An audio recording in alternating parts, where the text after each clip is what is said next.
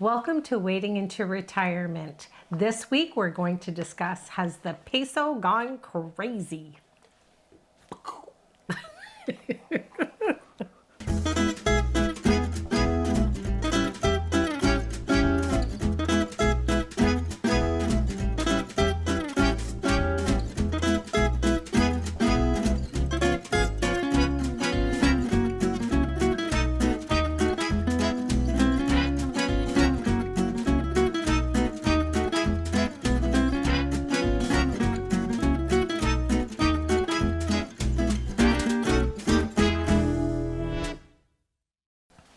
Welcome to Wading into Retirement. I'm Mike. And I'm Laura.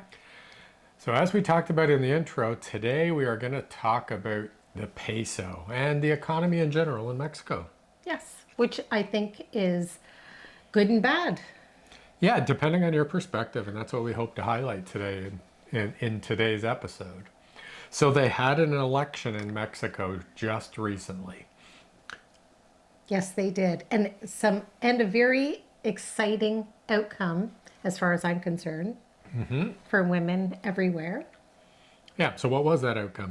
Well, they voted in their first female president. Yes, Presidente. they did. Claudia Sheinbaum. So Claudia was in the same party as the incumbent president, AMLO. AMLO is his nickname, but that's what everybody calls him by. So I'll do that as well. So AMLO endorsed Claudia, and Claudia was the landslide winner, but first female president in Mexico. So that is very significant.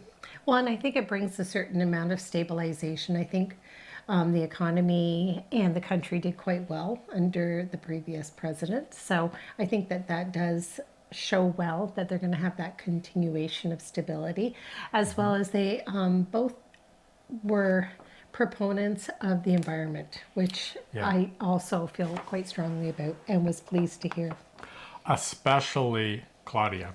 So Claudia is an environmental engineer by trade, so that's going to be a big part of her platform. And I had also read some things where the U.S.-Mexican, I guess, relations had declined a little bit under AMLO. Makes it sound like your buddies. I have to keep thinking about what's his name. I want to call him Arlo for some reason, but it's AMLO. So she looks to, I guess, improve that relationship. But what happened is the day after the election, the price of the peso got stronger again. And that's really what we were here to talk about today. So there has been, I guess, a lot of chatter, a lot of YouTube videos about how the peso continues to get stronger and stronger as Mexico's economy gets stronger and stronger against the US dollar and other international currencies. Well, and that brings up a good question, because although I like the fact that it's getting stronger because it shows the country's stability, there is a bit of a downslide if you are exchanging money from one currency into the other.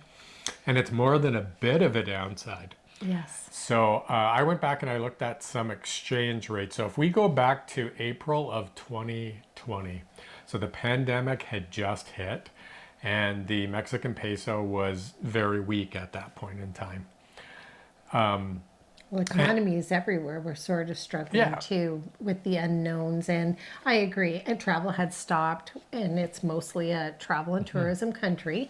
Yep. So you knew it was going to take a bit of a hit anyway. So if you were someone who wanted to invest money in Mexico, that was the time to do it, because that was kind of the bottom in the last 4 years, I'll call it. And it's only gone up from there.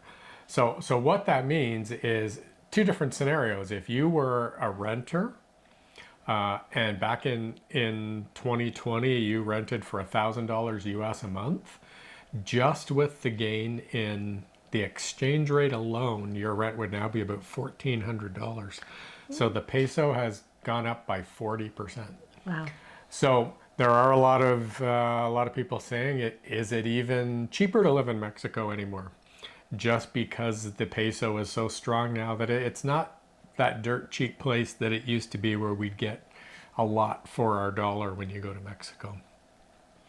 But if you would have purchased a home in 2020, when your buying power was at its strongest in the last 4 years, you would have actually made a ton of money. So, as an example, if you would have purchased a home for $300,000 US back in 2020, it would now be worth 420,000 just good. because of the exchange rate alone. Wow. Not talking about the capital appreciation for the house or, whether the market went up or down.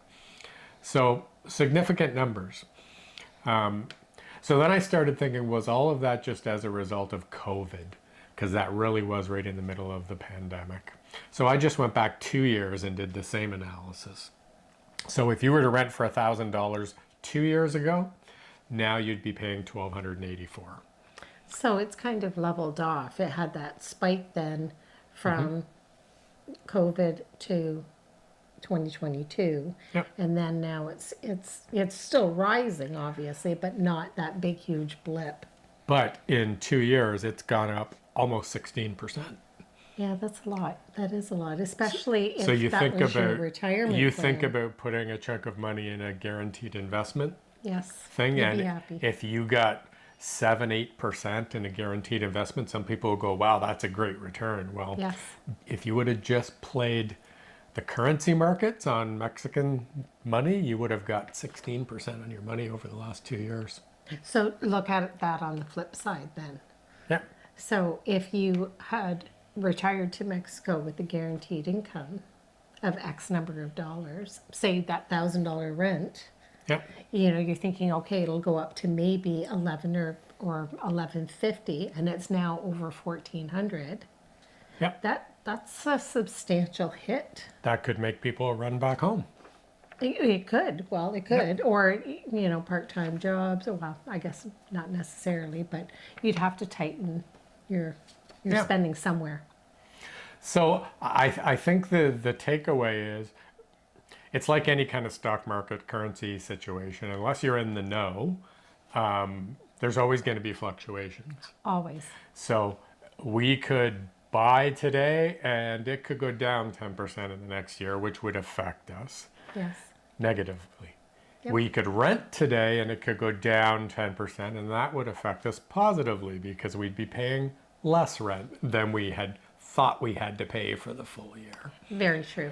So there's pros and cons. So some people are saying that the peso is kind of hit. It's in around the strongest it's going to be for the next couple of years. So the only place it could go is maybe trickle down slightly, which would, again, whether you're renting or buying, would either benefit or put you at a disadvantage.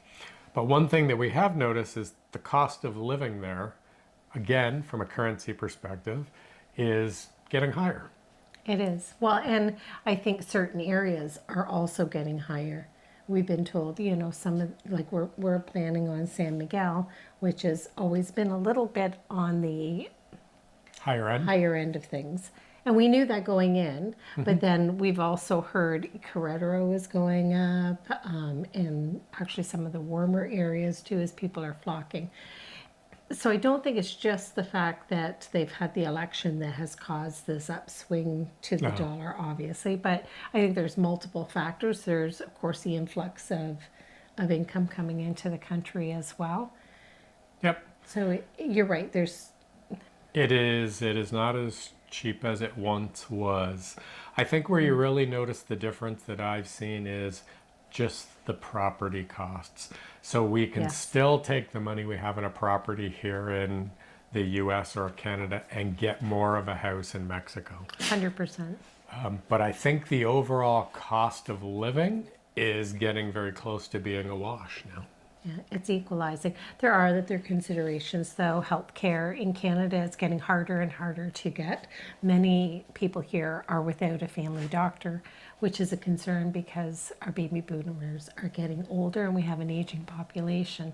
So healthcare, of course, is looking better and better. And we know for those in the U.S. for old age retirement homes, long-term care homes, they're also looking to Mexico because the care is actually substantially more reasonable than what they would get at home in the U.S. So Lots of things Yeah. at this age and stage of our lives to consider. I don't think it's going to stop us from going, though. No, it's not. There's not a don't think. It's not.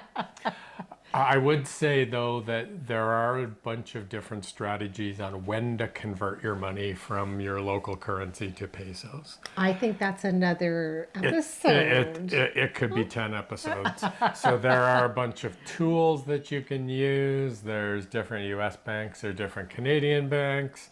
And timing when you get the most for your money can make a substantial difference in how much money you actually get in your Mexican bank account when you do the conversion over. So I think we'll have to dig into that and figure that piece out, Educate ourselves. because you don't want to leave money on the table per se. So every week transfer $1,000 from your say US bank account to your Mexican bank account. That's probably not the wisest way to go about it.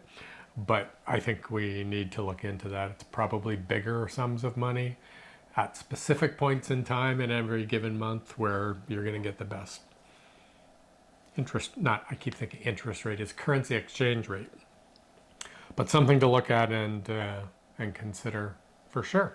I guess I think a big takeaway, at least from this episode, is there are a lot of YouTube channels out there saying it's so much cheaper, it's so much more reasonable.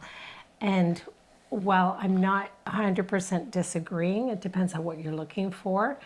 I'm not so sure that I would have said that it was as reasonably priced as it was even a year ago. Yeah. So factor that into your decision if you are going to also go the way that we've decided to go and look to Mexico for your retirement. I think you have to look at multiple reasons for moving. 100%. And cost is one of Yep. multiple reasons. There's quality of life, there's healthcare, there's weather, there's all sorts of other things that factor into this as well. And we gave our list in a previous Yeah. episode. Yeah. So I'd say don't base your decision just purely on economics. Well, if you have not subscribed to our channel yet and you're finding our content interesting, please do subscribe. We'd love to have you on board to join our community. And also, if you would like to buy us a coffee, click on the link in the comments to buy us a coffee. That's a way that you could support the channel as well. Well, and I'd like to hear the comments and feedback, especially since many people, including those that have subscribed and are our viewers, are looking at other channels along this line and this vein. For your thoughts, like, are you thinking the same thing that we're thinking? It's still kind of Mexico or bust, but we are also being more realistic that it may not be the cost savings we first thought when we started out on this journey. Yep. And as I said, that fluctuates. This time next year, we may do a similar episode and go, holy, are we ever rolling in dough now that the peso has gone down so much? But Maybe. I think it's just something to consider. The peso does fluctuate a whole lot more than, say, the US and the Canadian dollar. So there is variability there that you need to factor in. It's a wonderful country full of potential, though. So I think my money is that it's going to continue to rise. Yep, I don't disagree. But we are not financial planners. Please see your own financial Yes. planner for any advice. Sounds great. Thanks again. We will see you next time on Wading into Retirement. Bye for now.